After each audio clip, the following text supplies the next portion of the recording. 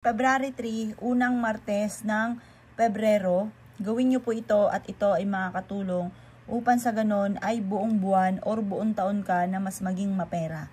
Kailangan nyo lang ng isang mangkukan na asin at pagkatapos ay tatabihan nyo ito ng 20 pesos. Bakit natin kailangan ng 20 pesos?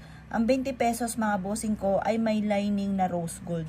Alam nyo po ba ang meaning ng rose gold? Ang rose gold mga bossing ko ay mabilis na pagtugon sa inyong mga ninanais. At ang silver naman po mga bossing ko ay sumisimbolo po ito ng pantaboy ng mga kamalasan, mga toxic sa buhay po ninyo at ganoon din ang mga taong chismosa at mga tao na gumagamit ng kaliwa para hindi ka tatalaban.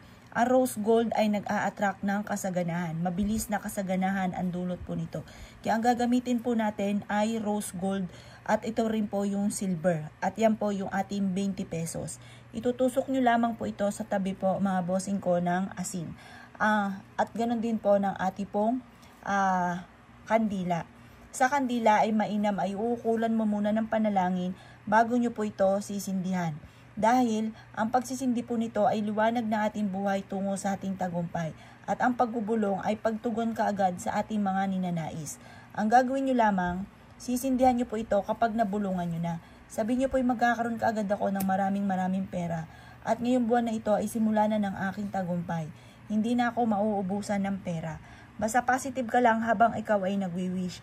Makakabayad na ako sa lahat ng aking mga pagkakautang. Araw-araw ay magkakaroon ako ng malaking benta.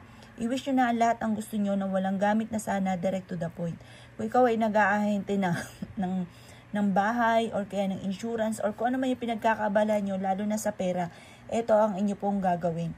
Pwede nyo itong gawin tuwing umaga. Pagtapos ka mag-wish, hipan nyo na po ito. Tapos kada mag-wish ka, sisindihan nyo po muli siya. Gawin nyo po ito hanggang sa matupad na kung ano man ang inyong mga kahilingan. O kaya po'y makakabayad kaagad ako sa aking mga pagkakautang at hindi na muli ako mangungutang pa. Sa aking negosyo ay araw-araw ako na magkakaroon ng malaking benta.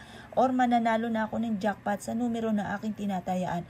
At banggitin ng paulit-ulit ang numero po ninyo na tinatayaan. Pwede nyo itong gawin araw-araw dahil nagtatawag ka ng swerte, lalo na tungkol sa usapin ng pera. Inaalis ng asin, nagki-cleansing po yan ng mga kamalasan. Inaalis po niyan ang malas at imbis na kamalasan ay puro kaswertehan ang maaaring idulot po nito sa inyo.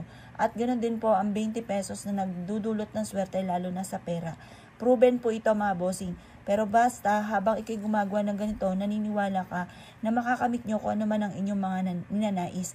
Ito pa mga bossing ko ay importante na gumana ang ating law of attraction para kung ano man yung wini-wish ninyo ay kaagad yung makakamtan.